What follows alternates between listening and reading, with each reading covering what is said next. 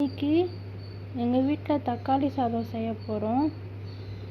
அதுக்கு தேவையான இன்க்ரீடியன்ட்ஸ் பொருட்கள்: ஏலக்காய், பட்டை, கிராம்பு, பிரிஞ்சி இலை, அப்புறம் கொஞ்சம் ஸ்பைசஸ்ஸு, அப்புறம் தக்காளி. நாங்கள் 3 பேருக்கு செய்யறதுனால 7 தக்காளி எடுத்திருக்கோம்.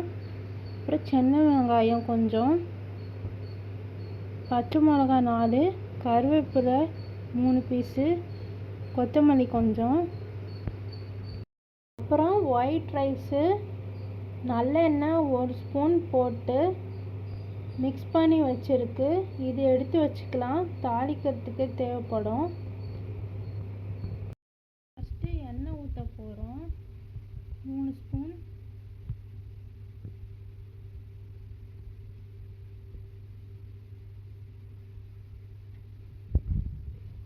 கடுகு 1 ஸ்பூன், சின்ன ஸ்பூனில் 1.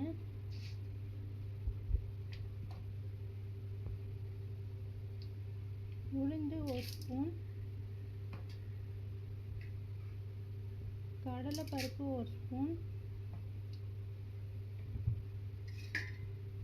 சோம்பு 1/4 ஸ்பூன்.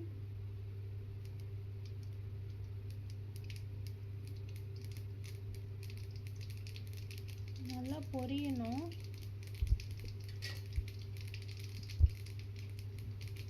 அதுக்கப்புறம் பட்டை, ஏலக்காய், கிராம்பு, பிரிஞ்சி இலை, அப்புறம் இந்த பிளாக் கலரில் இருக்கிற ஸ்பைசஸ்ஸு இதெல்லாம் போட்டுட்டு நல்லா வதக்கி விடணும்.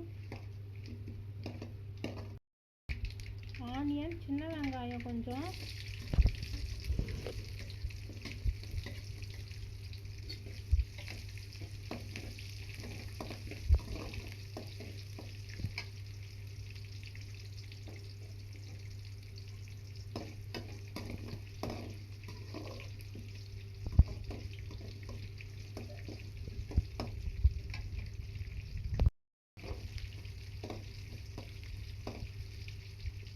ஆனியன் வதக்கினதுக்கப்புறம் பச்சை மிளகா 4 பச்சை மிளகா போட்டாச்சு.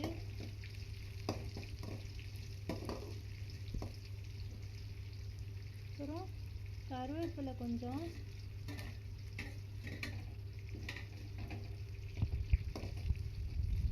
ஆனியன் நல்லா வதங்கிடுச்சு. இப்போ தக்காளி ஆட் பண்ணிக்கலாம்.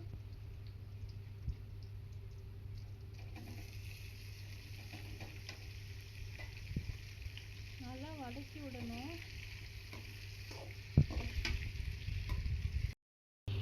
இப்போ தக்காளி நல்லா வதங்கிடுச்சு.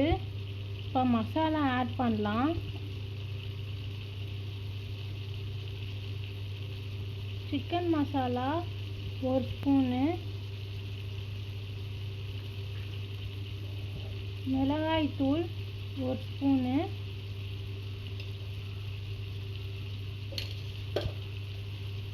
மஞ்சத்தூள் 1/2 ஸ்பூனு,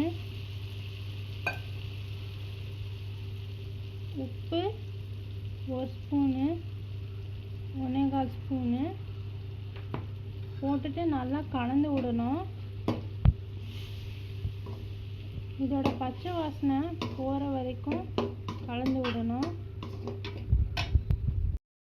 இப்போ மசாலா தக்காளியில் நல்லா மிக்ஸ் ஆகிடுச்சு. உப்பு காரெல்லாம் செக் பண்ணிவிட்டு இப்போ ஒயிட் ரைஸ் ஆட் பண்ண போகிறோம்.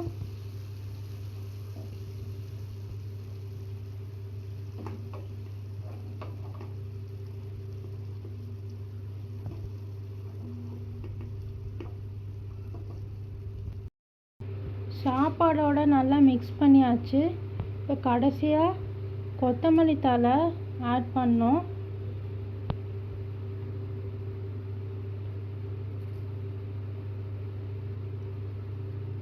Tomato rice ready.